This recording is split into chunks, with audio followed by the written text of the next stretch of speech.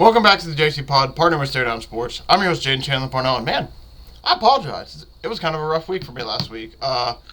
Thursday, just so much chaos happened pretty much. Between Wednesday and Thursday, honestly. Wednesday, I wasn't able to get my buddy on because there was just so much chaos. I think he ended up having family over anyway, so there was that. The SOS thing happened with AT&T on Thursday. If you have AT&T, there was between that, storage issues with my PC and some other small issues. I mean, I just couldn't even get up and going. By the time I was ready and up and going, other stuff I had to do with the day, so it's kind of like, man. So I just basically said, screw it. I wasn't able to do anything last week, so we're going to have a lot to catch up on this week, which is going to be pretty simple. We're going to go over some NFL news, and then pretty much the rest of the show will be talking about college basketball. I'll go briefly over ranked teams on the road and what's been happening with them.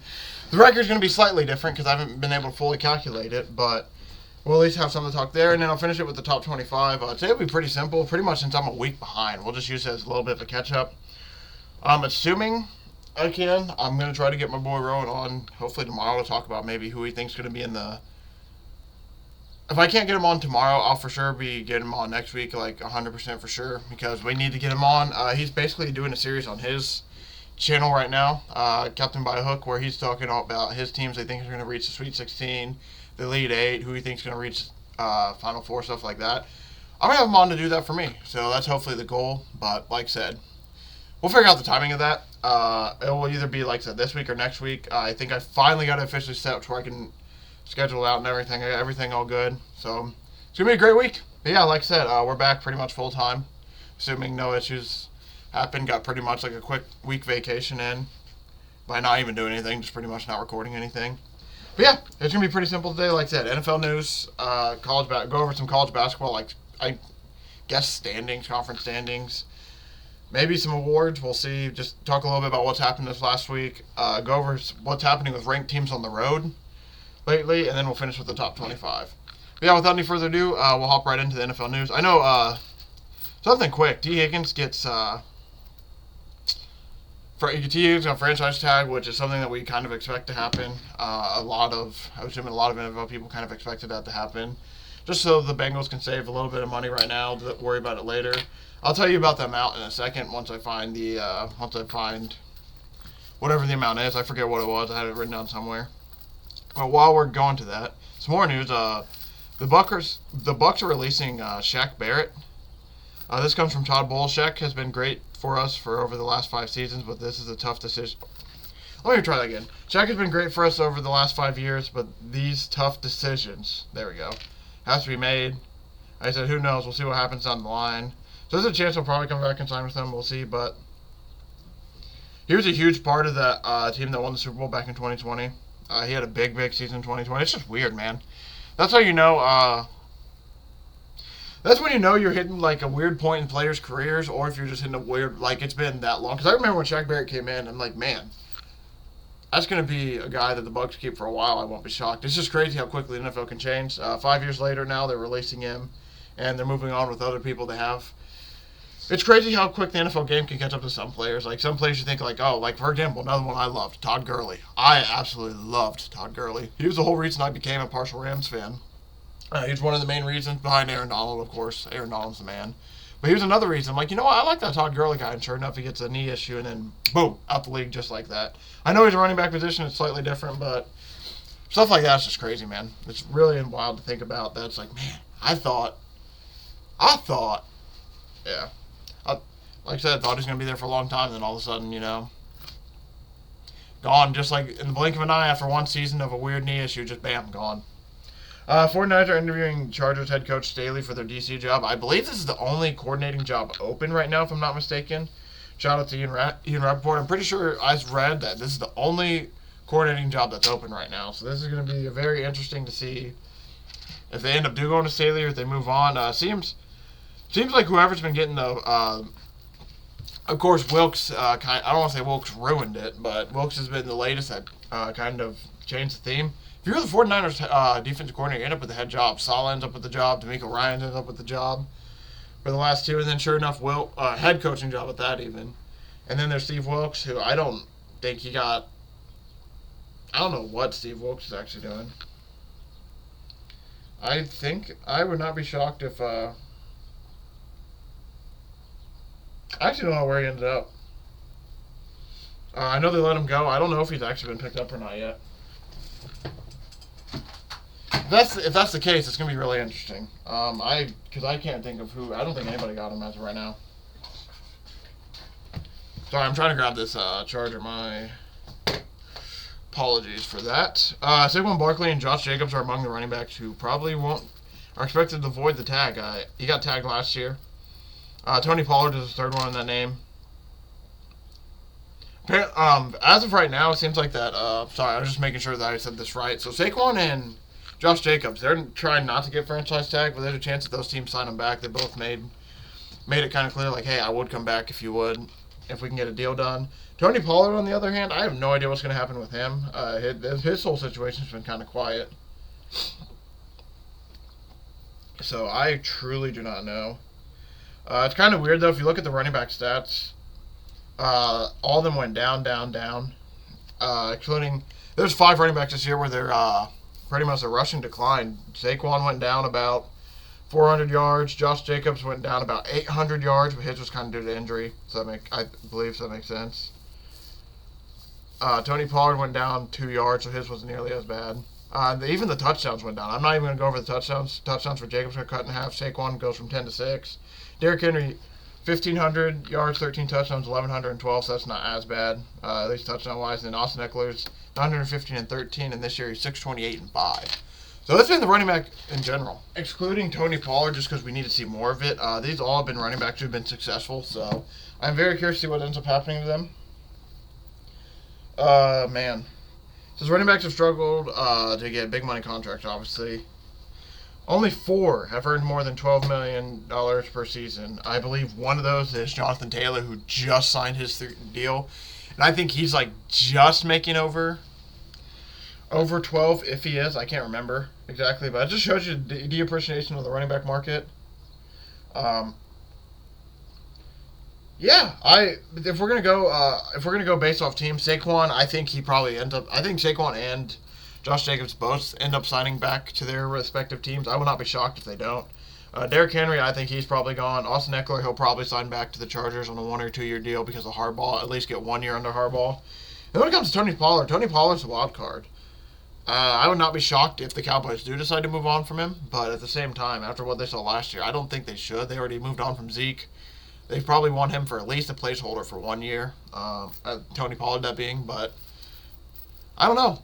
They got little stuff out of Rico Dowdle. Maybe they also have Deuce Vaughn, who's sitting back there. Maybe they just want to go young. They'll draft another guy as well, and then go that way. If we could, I don't know. We'll have to see. Chiefs, Andy Reid's going to be expected to become the highest paid coach. I think that makes sense. He definitely deserves it. I want to see if they have any money flirted out there. I don't know if there's been any talks about money. Around 6 coaches are believed to earn more than $15 million, so you can best believe, I think that's per year too, so you can best believe that that's going to be about the number that Andy Reid's going to be at, is around the $15 million. I wonder if that's per year though, or not. I don't know if that's per year, it has to be per year. And like we said, T. Higgins got a franchise tag, so he's making about $21.8 million. Shout out for this year. That's going to a little bit of change this season. Seems like Kirk Cousins, rehab's doing decent. There's a video of him throwing on a tennis court. If you watch, his dropbacks are not too bad at all. I'll admit, I'm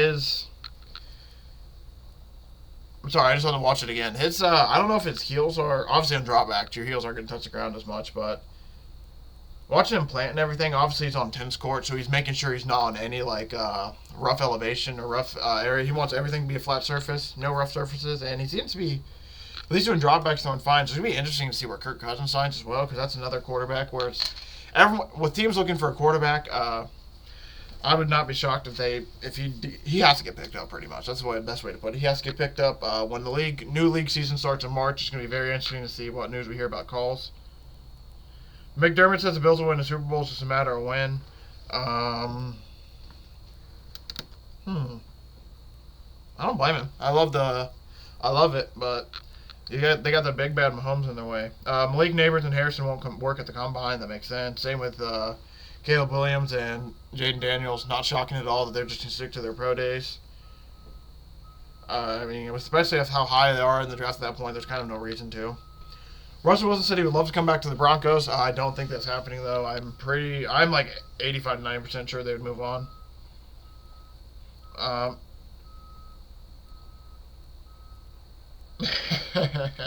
Oh, that's hilarious. Sorry, I read that wrong. That comment, like, I thought that comment was for Russell Wilson. Like, the guy's like, yeah, Russell Wilson loves to come back so much that his kids aren't enrolled in school and he's sold his house. That's hilarious. It took me a second to get that. I read it for a minute. I'm like, wait, what do you mean? What? I read that as a fan. I'm like, why would a fan say that? And it's like, that's. I'm dumb, dude. It's a little early in the morning, but yeah, that's funny. Yeah, no, Russell Wilson's probably gonna be gone though. That's the only reason I want to bring that up. I thought that comment was hilarious. Yeah, I'm pretty sure he sold his house in the market anyway. He's gonna be gone. It's just a matter of where. With the fact that Vrabels and Bill Belichick didn't sign to a team, I think anything's possible. There's a chance he doesn't get picked up, but I'm assuming he will. I'm sure we saw that Cam Newton got in a fight at a youth camp or youth tournament. I still don't even know what it's about. I just saw the fight break. I don't know why. There's still uncertainty around what prompted it or what caused it, but I'm not gonna lie, Cam Newton's a big ass dude for people to be wanting to go at. For those people, he held off like 2 or 3 people. I think people forget he's like 6'4", 250, something like that. So that's a big old boy they're trying to go in after. So I mean, they pretty much went after a defensive lineman at that point. So I mean, props to them, I guess, for having the balls to do it. But Rams are gonna hire Desai. I don't know to what position though. Senior role on defense, we'll see. He's probably just going to help out on the staff somewhat. Jalen Phillips feeling great after 3 months of Achilles tear. He should be back, I think, before the start of the season, I believe. It's going to be cutting it close if he does, because that's going to be about the 9-month part. So they might ease him back in and make him miss like the first week or two. But Phillips should be good by the start of the season. Richard Sherman arrested on suspicion of a DUI. I'm not going to go over that. That was like 2 days ago. That could be updated by now. I'm just going to leave that be. UCLA is hiring Bieniemy as an OC, associate head coach, which I don't know if that's a downgrade for him or not, but I do kind of feel bad for him. Just like, man, if he would have just stayed with the Chiefs, man, he could have had. It's one of those weird situations where, like, people talk about, like, get out of the shadow. Like, he kind of wanted to get out of the shadow of Andy Reid and create his own, whatever. I think career, I guess, is the best word to use right there. There's a lot of people that basically said that's what Bieniemy was doing when he left, pretty much. It's like he wanted to create his own career and everything. And it's weird because, like, you hear that all the time. It's like, oh, they wanted to get out of Andy Reid's shadow. Oh, they wanted to get out of Bill Belichick's shadow. Sometimes, man, maybe it's just being in the shadows not as bad because, like, hey, he could have had another Super Bowl ring. He would have been associated with Mahomes. Maybe he gets another chance. But, yeah, I mean, I give him props, though. He's like, hey, I know what I want to do. I'm going to shoot my shot. He's went from the Chiefs to the Commanders to now, now he's at UCLA. It was very telling when Eric Bieniemy did not become their head coach when they fired Rivera. When he was not their head coach, even the interim, that became very telling. It's like, oh, I wonder what they're doing there. Let's see. Cowboys, Golden Richards dies at 73. Shout out to those of you who know Golden Richard. I'll admit I have no idea who this is. He's obviously played for the Cowboys. He spent 7 seasons with the Cowboys, Chicago, and Denver. He's best known for the 5+ season as a deep play threat with the Cowboys. He finished Cowboys with an 18.3 career catch per reception mark. So hey, that boy's a little blazer, huh? R.I.P. Golden Richards. Bears. Okay, some dude from the Bears, older person. Steve McMichael. He's battling ALS. He's back home. He spent a week in the hospital. Another scary, man. Scary when you see all these old NFL legends starting to get like older. It's great. It just sucks, obviously, because then you hear so much about what they did for the game. It's like, oh shit. Like, I'll admit, like, that Golden Richards guy, I didn't know that he was like a burner like that. And you learn like, oh, he averaged like 18.3. What was it? 18.3, I think, like, average was his yards per catch or whatever. And it's like, you learn about stuff like that. It's like, man, he played in the 80s. I mean, it was like a whole different time. So him averaging 18.3 in the 80s is impressive. So you're just learning stuff about that. It's like, man. A.J. Brown committed to the Eagles. He said he wants to be there. Makes sense. Dolphins, they released Xavier Howard, but this was a really weird move. I'm assuming it has to be a post-June 1 cut because apparently the cap... he's carrying a $7.4 million dead cap hit into 2024 and $15.7 in 2025, so that's most likely why they got rid of him, is because of cap money. I don't think I need to go into it any farther than that. Xavier Howard's going to end up on a good team somewhere because he is a pretty good cornerback. The Dolphins also cut Ogba midway through his deal, Emmanuel Ogba. He is in the middle of a $65.4 million contract for 4 years. This has to be another cap thing. Dolphins are slated to be over the league's, $255.4 million cap. By the way, the cap rose up $30 million this year. NFL's king, man. So much goddamn money in the NFL. I mean, goddamn. And they're supposed to be, they're going to be exceeding it by $46 million. So, that's another reason why they got rid of him. Man, this is the hard part of being an NFL team sometimes. Now especially when you're like really, really good. Because I would consider the offense really, really good. They're great, but they're really good. Really, maybe even really, really good. There might have two in there. It just sucks when you have a better team like this, when you finally have good players, is that eventually all those contract runs out on the good players and you have to get rid of them. And this is one of those situations where they can't even trade them. They have to do it because of cap cuts. So it's rough. Adrian Peterson said he's still willing to play, so that's pretty awesome for him. I don't know if he's going to get signed to anybody, but he might be good for like a veteran leadership role. Maybe like he does. I don't know if he makes a 53-man roster or what, but he might be good, like quote unquote practice squad guy. But he pretty much is just like floating in practice squad guy who doesn't dress on Sundays, but is at least around the team. That would be probably a really good role for him if he's not able to play. The Saints are restructuring Carr's deal, so apparently they're doing this to create about $23 million in cap relief. So the Saints put a huge dent in their overage by converting so 28.79 of Derek Carr's thing went to a signing bonus. Shout out to Spotrac. This is a tweet from Spotrac. The move freed up $23.2 million and $23.02 million, in dead cap space in 2024. Not dead cap space. It just did it. But it raises the dead cap of 2025 to 50. So the regular cap of this year is fine. They freed up $23 million. They were able to clear out about $23 million, giving them all in signing bonus, so they're good. Next year, though, it's going to be hit up with a $50.1 million dead cap. Yikes.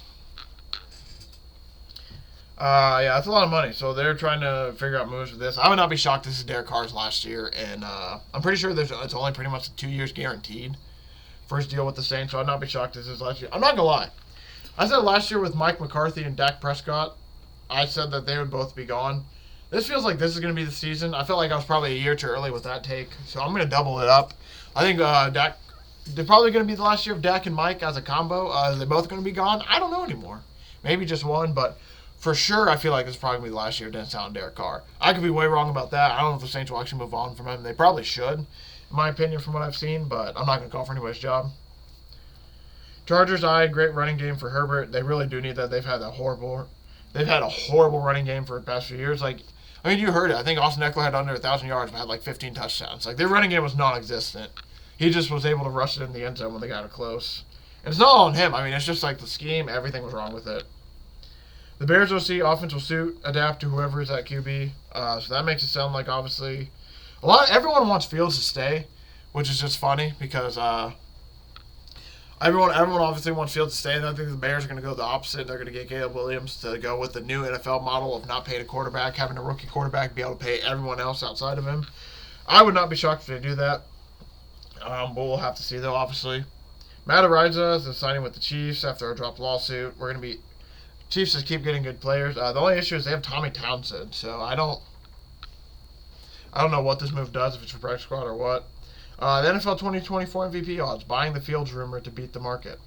I'm not going to lie to you. I'm not taking Fields to be MVP. I just wanted to read that up because I'm not going to say it's stupid to take Fields as MVP because truly, I'll admit, there are stupid bets out there, but for the most part, if you can argue, if you could have a decent argument for any bet, realistically, Justin Fields could, with all the talent and everything, be an MVP, but I have not seen anything yet that's MVP caliber. He's just had a game, maybe a game or two with MVP caliber, but I haven't seen him put 3 games in a row. That's amazing. And there's like I said, nothing wrong with that. It's just, he can be a good quarterback without being an MVP caliber quarterback. There's absolutely nothing wrong with that at all. McVay and the Bills, McDermott are going to join the competition committee. Good ad for them. Falcons, Robinson, he's aiming for 2K rushing yards in 2024. That'd be awesome to see him hit that if he's able to. Let's see. Mac Jones. Okay, Patriots, OC. Everything is on the table when it comes to drafting Mac Jones. I mean, Mac Jones is gone. We don't need to get any deeper than that. Mac Jones is gone. Caleb Williams will not hire an agent before the draft. Interesting choice. I'm not gonna like that. I'm not gonna diss him or anything because there have been players who have proven that they haven't had agents and they did it fine. And there are some agents that aren't good at all, so I don't blame people for not wanting an agent. It's just, I'm not gonna lie, being the number one pick, you would think you might want an agent. Like I said, though, I'm not going to ditch him or anything. You would just think you'd want an agent to help. You would think, especially being, I'm not going to lie, being Caleb Williams, you would think you'd have somebody in his family or somebody that his family knows that could be somewhat decent and be able to help him out. But obviously, they do not know anybody that they trust enough to do this because that's why he chose not to get an agent. But I'm not going to, hey, you do you, man. It's more money for him to keep if he can make the deal right. As long as it's a good, if he can make a good deal, I'm not going to say anything about it. That's the best way to put it.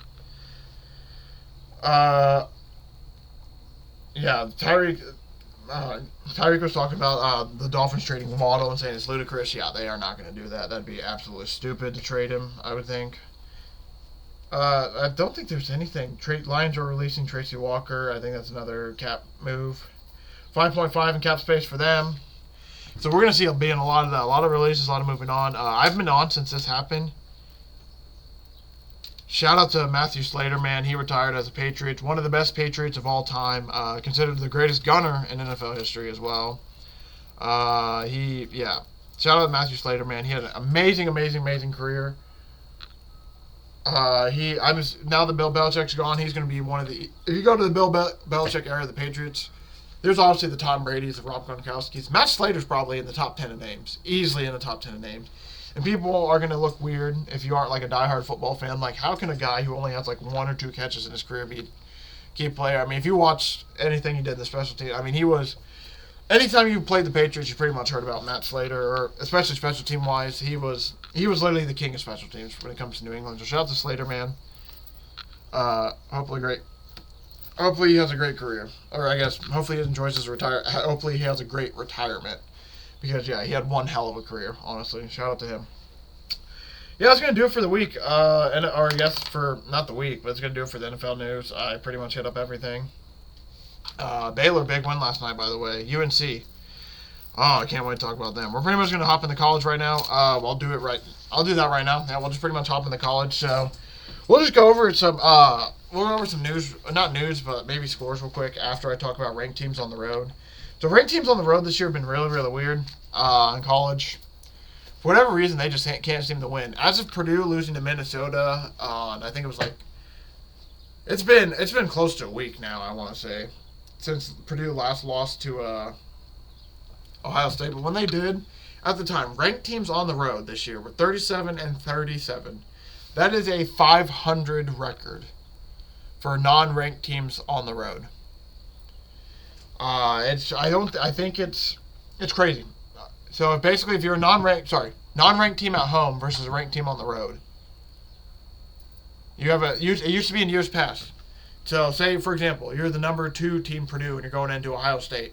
In years past, on average, it used to be about 70% chance you're winning that game. So just not even before the ball even tips off, you being ranked going into a non-ranked building, you have a 70% chance to win.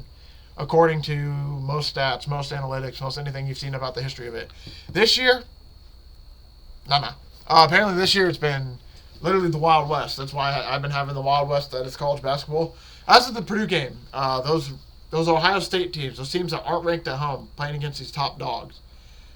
And these are like top 10 teams, by the way. This is like goes far. It's like a lot of these are top 10 teams. They are, like I said, 37-37. That's about a 500 record. At one point this season, it was like a 400 win percentage for these ranked teams on the road. It's insane. Like, the ranked teams just can't play well on the road. I'll be honest. Some of these teams I just think play weird. It's just really, really weird. Like, for example, last night, UNC. Miami's playing without their 2 best players. 2 of their better players, and Miami's able to keep it close the whole game, even though UNC had someone drop 42. Basketball can be a really, really weird sport sometimes.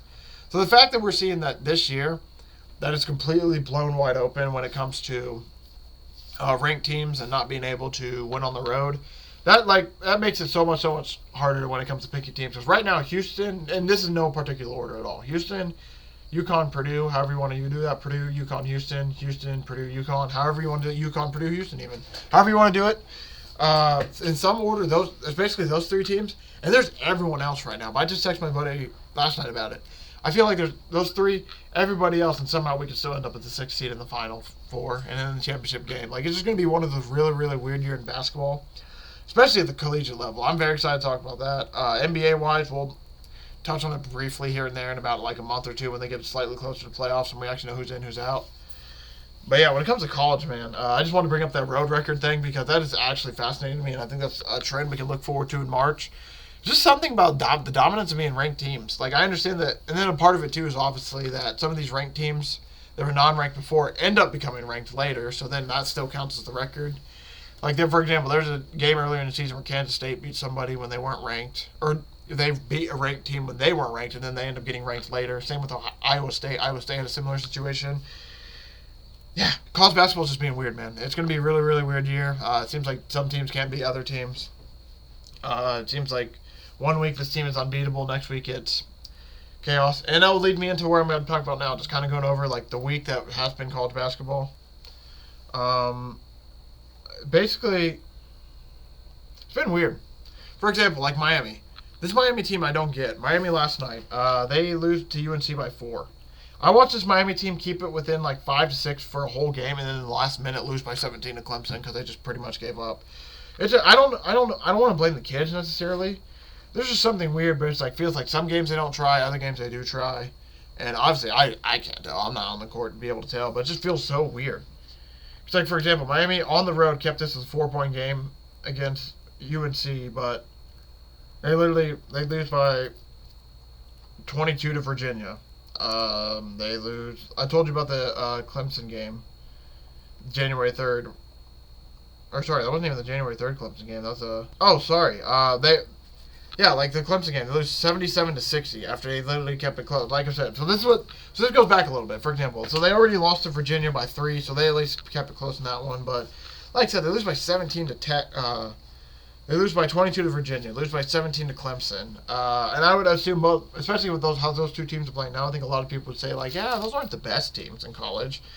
They lose to Duke. I mean, Miami's been on a horrible slide lately, by the way, too, looking at this. Oh, my God. They've lost a lot in a row. But like I said, they lose all these games, and they finally keep it close against North Carolina. So it's just like, it's really weird how some teams are playing other teams this year. So that's going to be something like matchup for. Because, like, UNC realistically should have beat them up a little bit. Like, Miami's biggest guy is Norchad Omier, and he's 6'7". I was watching them just blow back. I was watching UNC just basically blow entry passes, not able to get entry passes in.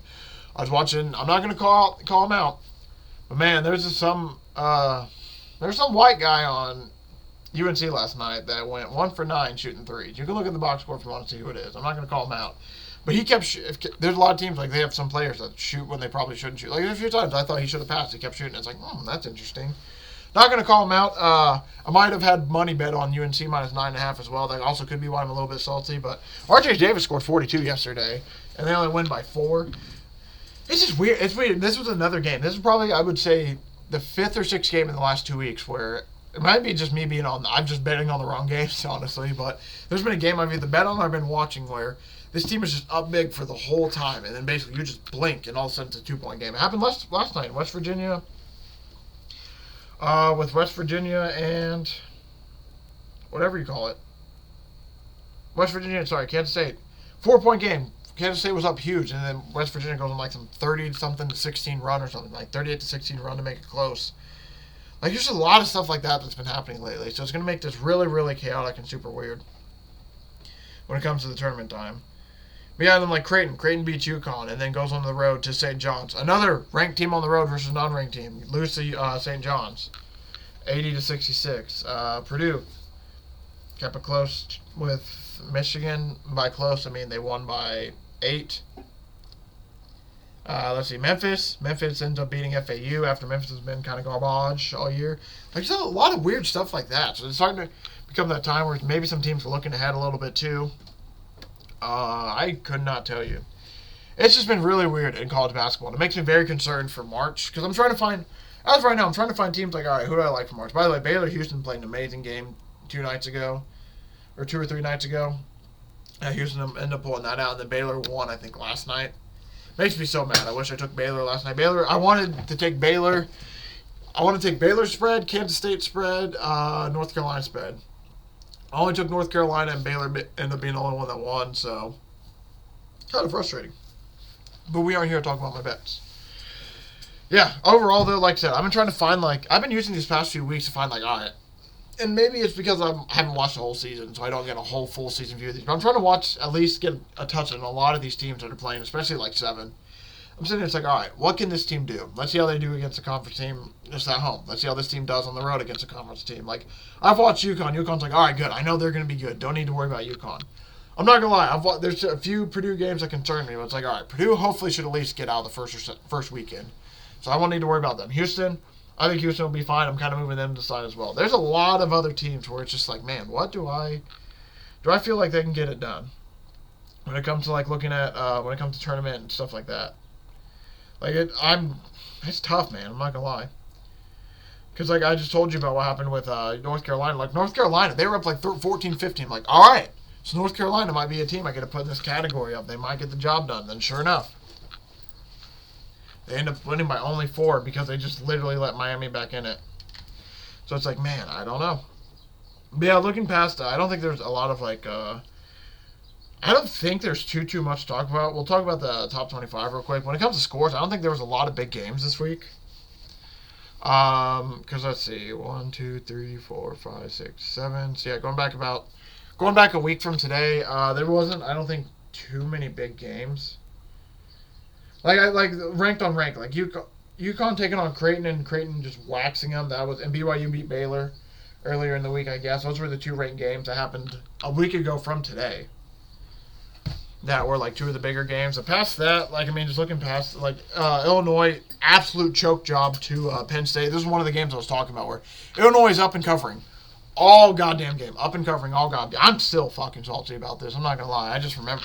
Oh, you want to talk about losing a bet, bro? I was fucking pissed about this. Illinois is up and covering all game and then somehow just absolutely blow it to Penn State after somebody scores 35. Terrence Shannon scores 35. And that's why, stuff like that. It's man, this guy dropped 35 and y'all find a way to lose. It's not the NBA, where the NBA, that happens on a nightly basis. This, usually if you drop 35 in college, somebody dropped 35 in college, you think it's a dominating performance. RJ Davis drops 42, they win by 4. It's what? But yeah, man, Penn State got upset. That was another one that was oh my God, man. Duke blew up Miami. Alabama ended up beating up Florida. So that's not... Yeah, I'm just... by the way, I'm just finishing up this before we move to top 25. I'm just trying to see if there's any rain games that I forgot to bring up and talk about that were interesting throughout the week. But like I said, I think most of them are. I think we've gone over most of them. I don't think there's too much crazy left. Yeah, because this was kind of I don't want to say a bad week of college basketball because there's obviously some really good games. Creighton UConn was supposed to be good. It just ended up being a bit of a blowout. They've had some other ranked games that are really, really good. Houston Baylor, that was an amazing, amazing game.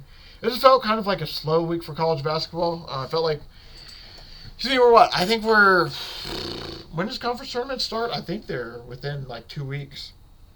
We're going to double check that. When it comes to college basketball conference tournaments, March 9th is the American East. So we got March 9th, 12th, 13th. It's pretty much March 9th through 16th, it looks like. Okay, so we got some games starting the 4th as well. So yeah, I guess the earliest is 4th, but most of the small, bigger conferences start March 9th, and the big conferences start March 13th. So we got, man, why was that so hard to say?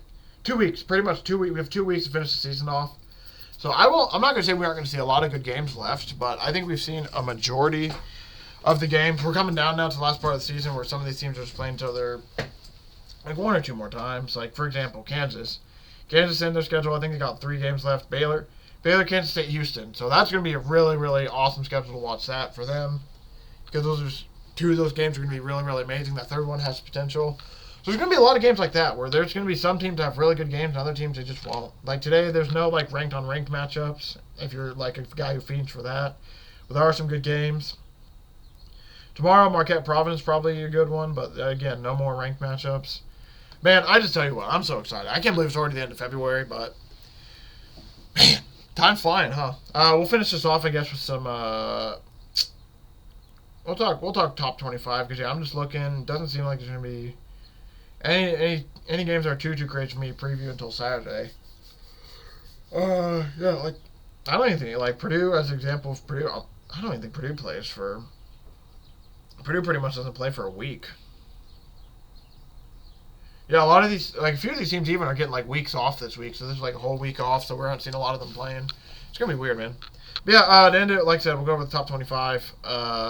And keep this we'll keep this pretty simple. Yeah, like I said, sorry about that. We're gonna finish with the top 25 probably. I will save. I'm either gonna do betting markets on Wednesday or either tomorrow or Thursday, depending on if Rowan, my boy Rowan, the Redbeard, Captain by Hook, if he's able to come on tomorrow, we're able to make it work. We'll do that tomorrow. If not, that'll be Thursday's episode. But yeah, we don't need to worry about that yet. We'll talk about top 25 to end it. AP top 25 making their number one debut with 53 votes. It seems like is Houston at number one. They beat Baylor to get the spot. Now, 3 teams with 3 losses. 24-3 is them. Purdue's 25-3 at number 2, and UConn's 25-3 at number 3. I think Purdue still has the best. I think they still have if you want to go by quad one and all that stuff, Purdue still has the best not record, but like I guess the best. I can't think of the word now. Of course, the best not record. Whatever. They basically have the best schedule. Not like best schedule, but they pretty much have like not toughest either. But they have the best proven worth. We'll just use that word. I don't know what the hell I'm trying to say at this point. I can't think of that word now, but when it comes to their proven schedule, what they've done, they're pretty much when you look at what they've done so far, their schedule and what they've done is slightly better than what UConn and Houston have done. It's just slightly, but it's not like you're pretty much picking. You're nitpicking at that point when you're trying to find the number one team in the country between these 3.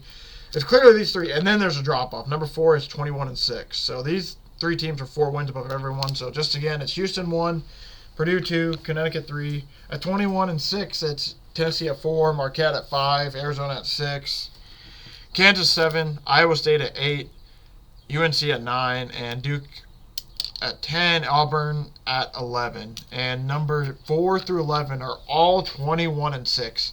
Legit, every team right there is 21-6. So next week we might have some jumbling up depending on how these teams do.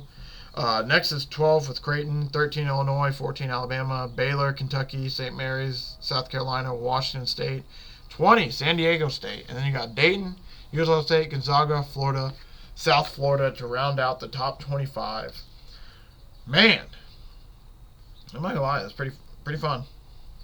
Yeah, because if you look at the RPI, which I'm pretty sure is like the toughness. Oh, I probably shouldn't even do that because they have UConn at 10. But yeah, they have Purdue at number 1, so I'm assuming that's like the toughness schedule or something like that. But man, I thought this was a good one. Like I said, I'm really apologize to what did happen last week. I had a lot of stuff planned for last week, and pretty much had to just throw it to the wind because yeah, with the SOS happening and PC issues, I just couldn't even get anything done. But thank you all for watching. Thank you for all the support. I do really appreciate it. We'll probably just call it there. There's not too much I wanted to go into today. I just wanted to use today as pretty much a catch-up because we missed a week. So that'll be the goal. Like I said, if I can get my boy Rowan on tomorrow, we're going to talk about his Elite 8 and Final 4 teams, hopefully. And if not, for sure we're going to do Final 4 if I can get him on. The first time I get him on, when we get him back on, we're going to talk his Final 4 teams. And then probably the betting market. And then depending on time, we might come back and do Elite 8. Like I said, it's either going to be this week or next week. I just need to figure out what's up with his schedule because I know he's been a little bit busy lately with some stuff. So we're going to check. And Mardi Gras just ended as well. Shout out to all those who celebrated. He's been up doing his thing with Mardi Gras. So he's been a bit busy. And also, like I said, last week was chaotic as hell for me on Wednesday and Thursday with other stuff. So it's really hard to do. But yeah, like I said, so if I don't get him on Wednesday, do that. Thursday is going to be, we're going to go over the market. Just kind of talk about, because there's like, you can bet on teams who's going to make the tournament.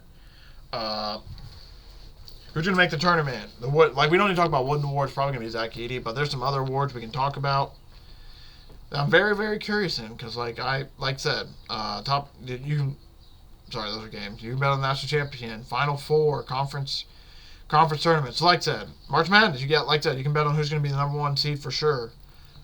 You got minus 2,000, minus 6,000, minus 3,500 for Houston, Connecticut, and Purdue to all be number 1 seeds. So that's pretty much a lock. But like I said, you can pick teams to make tournament. Butler's not here anymore. Now they got Providence, Colorado. We'll save this. That'll be saved for, that's either going to be Wednesday or Thursday. Like I said. And, yeah. That's probably going to do it. Like I said, so that'll be Thursday's going to either, let me make this fairly clear now. Sorry, I was making sure that I had it written down. I do. So Wednesday, it's either going to be my guy Rowan's Final Four teams and his Elite 8 teams and the betting market. So we're either going to do those 3 things with him on this Wednesday or next Wednesday, regardless. And then this Thursday, if I don't have him on, we'll do the betting market, go over some more college basketball. If I do end up having him on, it'll be the usual NFL news, go over some betting markets, and then probably just talk about March Madness in general on Thursday. So you're either going to get the betting market for March Madness or you're going to get March Madness as a whole on Thursday. Not 100% sure. And then you'll either see my guy Rowan this week or next week, as long as we get the schedule figured out. So yeah, it's going to be a great week. Plans to be on both days, assuming all goes right. So hopefully we're back to normal schedule like I said. Thank you all for watching. Thank you for all the support. Really do appreciate it. Can't wait to see 2 weeks, man. 2 weeks until conference tournaments. Very, very excited for that. Very, very excited for that. And then, yeah, it's crazy. We're going to have March Madness is already here. Then it's the NBA Finals. Then all of a sudden you look up and it's May and we're 3-4 months away from football. It's all crazy. It's all about to happen again right in front of our eyes. What is time? What is time? But yeah, thank you all for watching. Thank you all for the support. Really do appreciate it. I will see everybody back in this feed on either tomorrow or Thursday. And in the meantime, if you want to catch up on some news, some stuff like that, feel free to check out Stay On Sports. We at least get 1-2 articles out a day about stuff going on. So, yeah. See everybody back in this feed, like I said, either on Wednesday or I'll see everybody back in this feed on Thursday.